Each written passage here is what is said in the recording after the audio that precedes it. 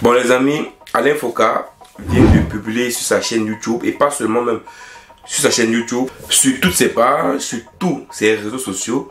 Il a publié la date d'ouverture de sa chaîne de télévision Afromédia qui sera ouverte, en fait qui sera officiellement ouverte le 7 septembre 2024. Et cette communication a été faite via la chanteuse camerounaise Charlotte Djipanda, qui a précisé qu'elle sera en concert live le jour de l'ouverture de sa chaîne Afromédia à Kémécha, en Kinshasa. Suivons le message de Charlotte Djipanda.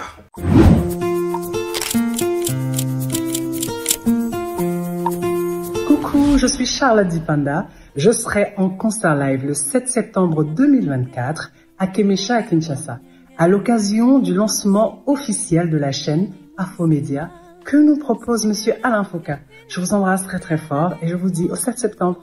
Much love.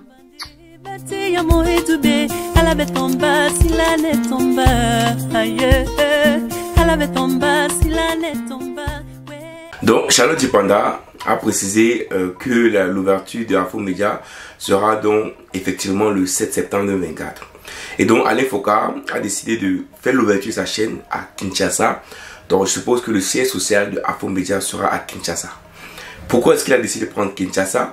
On savait tous que comme Mansa est au Togo à Lomé, certainement Afromédia, le siège d'Afromédia devrait être certainement au Togo. Mais on est dépassé, on se surprend en fait moi-même de voir que Afromédia, la chaîne sera basée en République démocratique du Congo. Alors pourquoi Alain Foka a décidé d'aller baser sa chaîne à Kinshasa, au Congo, à RDC? Moi je pense qu'il a fait parce qu'il a compris que, vous savez, la République démocratique du Congo est le pays africain le plus pauvre, bon, avec le Niger bien sûr, mais c'est également le pays africain le plus riche en termes de ressources naturelles. Et je me dis que installer sa chaîne à Kinshasa, c'est un message également qui peut faire passer aux étrangers, donc les étrangers pensent à tous les partenaires du Congo qui pillent le Congo, pour dire que maintenant je suis installé à Kinshasa. C'est vrai, je veux parler de l'Afrique, mais également je suis à Kinshasa pour parler du Kinshasa, pour parler du Congo. Et d'ailleurs, Alain Foka sur sa chaîne par exemple a fait plusieurs vidéos sur la RDC et Congo. Voilà, je pense que vous allez voir plusieurs vidéos qu'il a fait sur la RDC. Donc vous comprenez tantôt que l'effet qu'il s'installe là-bas, c'est pas pour rien. Après on n'a pas, je pense qu'il le dira, je pense que le 7 septembre, le jour de l'ouverture de sa chaîne, il dira pourquoi il a décidé d'aller s'installer à Kinshasa. Pourquoi est-ce qu'il n'est pas allé d'un autre pays africain? Il dira clairement pourquoi. Et je pense que c'est davantage parce qu'il a compris que Kinshasa, c'est pas le pays le plus, voilà, la RDC, pardon, le Congo, Kinshasa, la République démocratique du Congo, n'est pas le pays le plus, je peux pas dire le plus démocrate, mais c'est pas le pays le plus riche d'Afrique, mais c'est certainement le pays qui a le plus de ressources et le pays qui a le plus de possibilités en Afrique, si bien sûr le dirigeant ou bien les dirigeants de la République démocratique du Congo font le travail qu'il faut.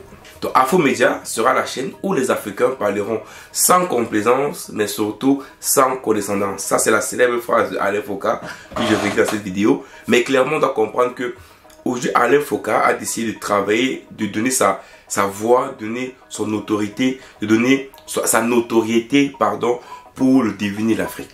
Donc il a décidé que l'histoire de l'Afrique sera maintenant racontée par les Africains.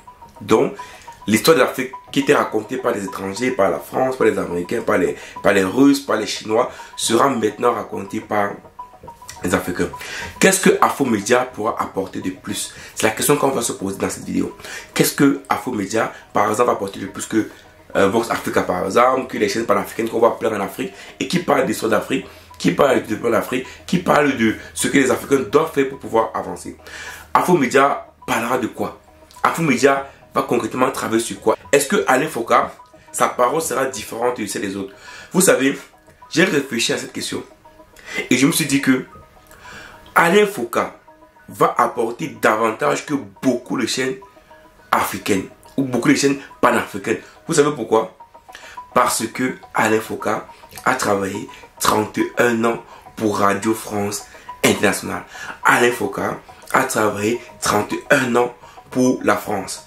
Alain Foka a travaillé 31 ans pour la propagande française en Afrique. Qui de mieux que Alain Foka connaît les méthodes et le système de la France-Afrique? Qui de mieux que Alain Foka connaît la communication française en Afrique, qui Alain Foka connaît la manipulation de la communication française en Afrique.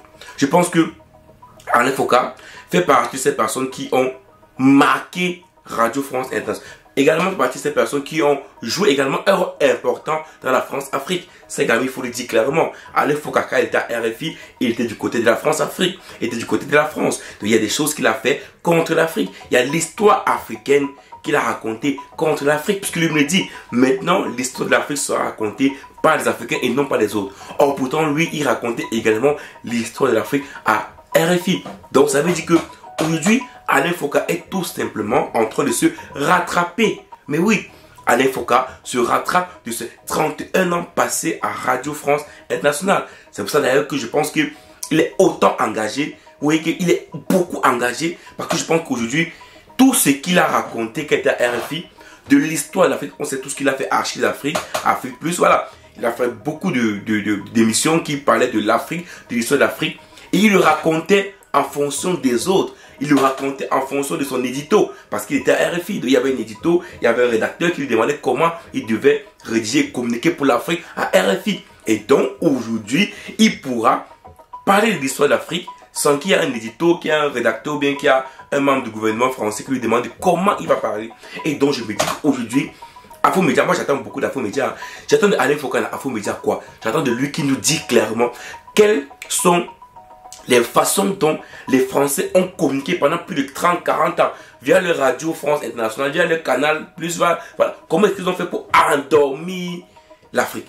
Comment est-ce qu'il se passe? Comment est-ce qu'ils ont manipulé la communication pour endormir l'Afrique? Où est-ce qu'ils nous ont menti? Où est-ce qu'ils nous ont menti dans l'histoire? Parce qu'il faut le dire, l'histoire était racontée de manière fausse par ces gens-là.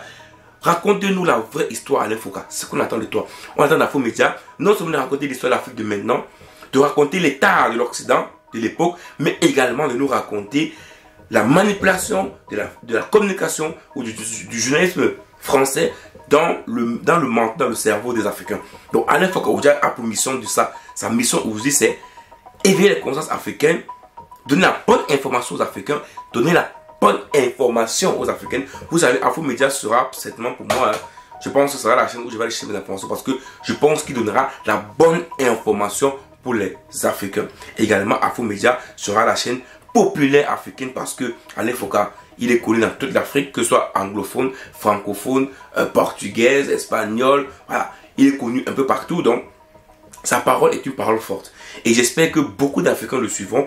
J'espère que tous on va le suivre. J'espère qu'on va éveiller nos consciences que l'Afrique sera sans complaisance, mais surtout sans condescendance. La célèbre phrase d'Alain Foka pour Afromédia. En fait, je suis pressé de voir exactement ce que Afromédia va nous présenter dans ses émissions, dans ses reportages, dans ses chroniques. Vraiment, je suis pressé de voir ça et j'espère vraiment qu'on ne sera pas déçu. Je l'espère vraiment. Ciao.